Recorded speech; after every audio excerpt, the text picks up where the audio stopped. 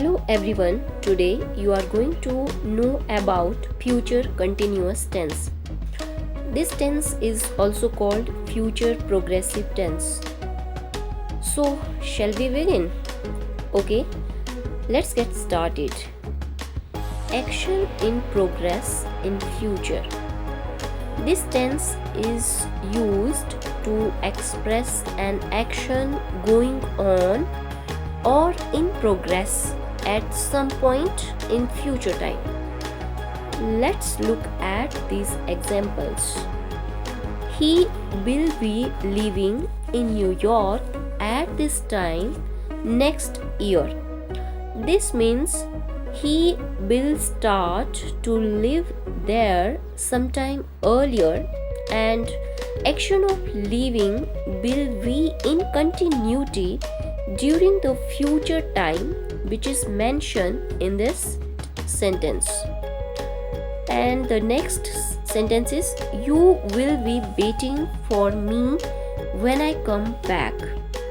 The action of waiting will continue till I come back. Okay, this is also a complex sentence.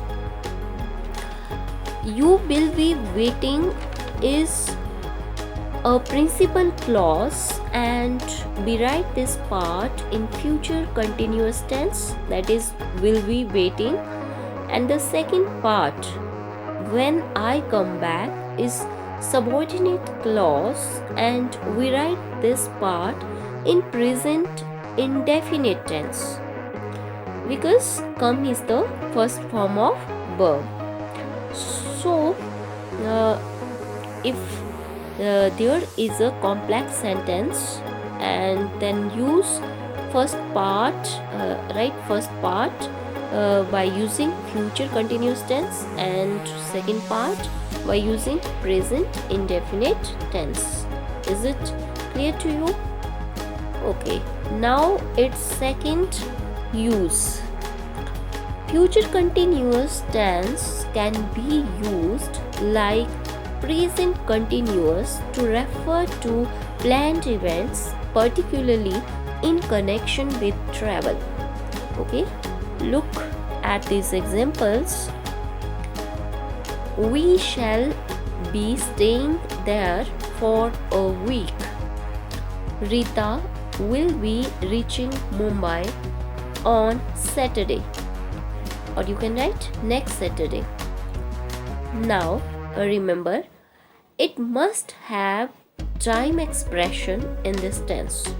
So use time marker like this time, why this time, tomorrow, this week, tonight, next year, etc., as we have done earlier, such as for a week, this time next year.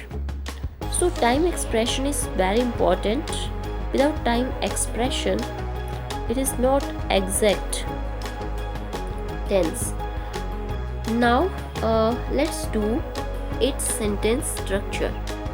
Affirmative sentences: subject plus will or shall plus be plus first form of verb plus ing plus object plus other words. So if your subject is I-we, that is first person, then use helping verb shall.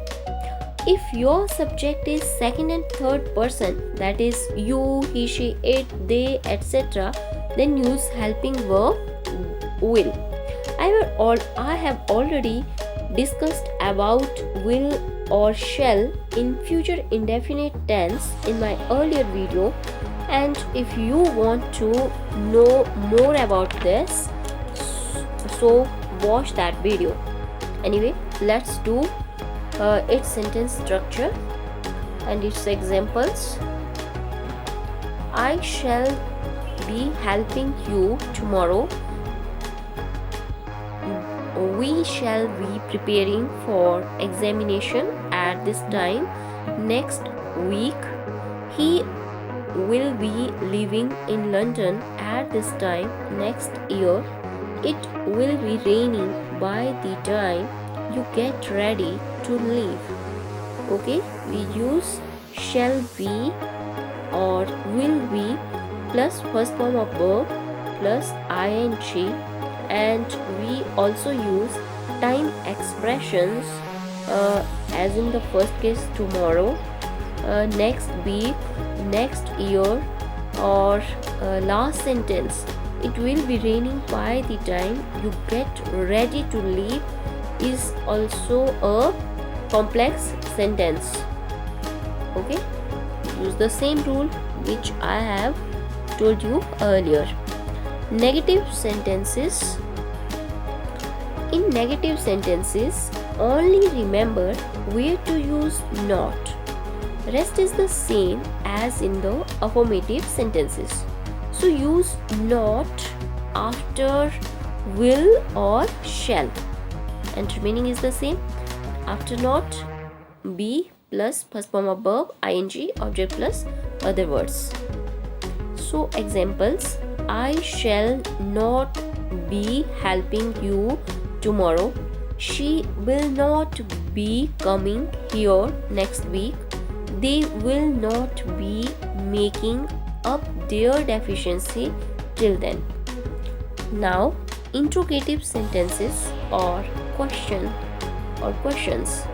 Use will or shall before subject, and after that be plus first form of verb ing object plus other words. Here subject comes after helping verb will or shall, and at last put question mark. So the examples: shall we be celebrating Independence Day on 15th August? Shall I be waiting for you till then? Will the passengers be getting down the train by then? Next, interrogative negative sentences. In this sentence, you have to use not after subject, and at the start use helping verb will or shall.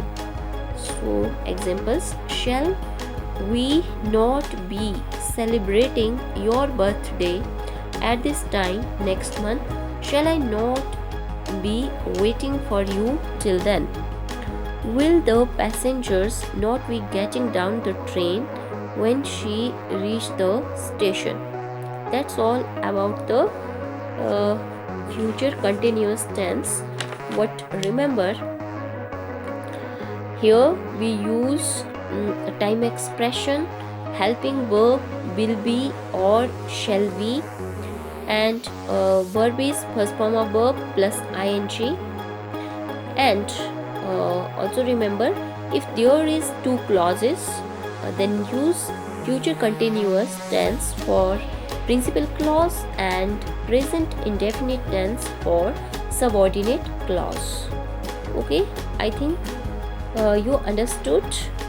That's all about future continuous tense. Thank you very much for watching video.